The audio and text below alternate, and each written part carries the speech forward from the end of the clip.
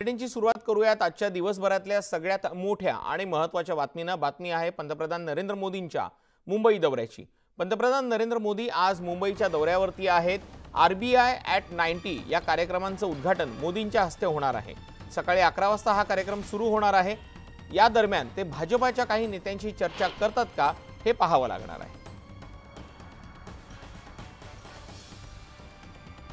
अधिक माहिती जाणून घेऊयात। आपले प्रतिनिधी तुषार उपनवर आपल्या सोबत जोडले गेलेले आहेत।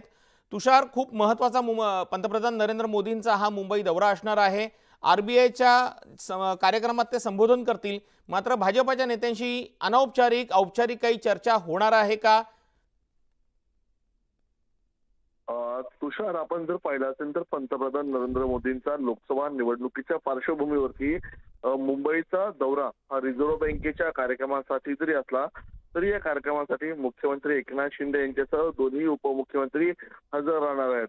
लोकसभा निवडणुकीच्या पार्श्वभूमीमुळे या दौऱ्याला विशेष महत्त्व प्राप्त झालेलं आहे। त्यामुळे पंतप्रधान नरेंद्र मोदी 1 तास मुंबईच्या दौऱ्यावरती आहेत। सकाळी 11 ते 12 असा जवळपास तासाभराचा हा मुंबई दौरा असणार आहे। 12 वाजता पुन्हा ते दिल्लीच्या दिशेने रवाना होणार आहेत। मात्र या तासाभरामध्ये ते मुख्यमंत्री किंवा दोन्ही उपमुख्यमंत्र्यांशी किंवा भाजपाच्या काही बड्या नेत्यांशी काही संवाद साधतात का ते पाहणं तितकंच महत्त्वाचं ठरणार आहे। कारण की या दौऱ्याकडे लोकसभेच्या निवडणुकीच्या पार्श्वभूमीमुळे एक विशेष महत्त्व प्राप्त झालेलं आहे। तेव्हा अशा पार्श्वभूमीवरती मोदी कोणाशी भेट घेतात, काय संवाद साधतात हे पाहणं आपल्याला तितकंच अगदी खरं आहे तुषार। त्या निवडणुकांच्या पार्श्वभूमीवरती जसं तू सांगितलंस, लोकसभा निवडणुका सुरू म्हणजे त्यांची आचारसंहिता सुरू झालेली आहे। पहिल्या टप्प्याच्या निवडणुका तोंडावरती येऊन टपल्यात आणि अशातच पंतप्रधान मुंबईत येत आहेत। मुंबईमध्ये आरबीआयचा कार्यक्रम ते करतायत आणि अगदी 1 तासासाठी हा कार्यक्रम आहे।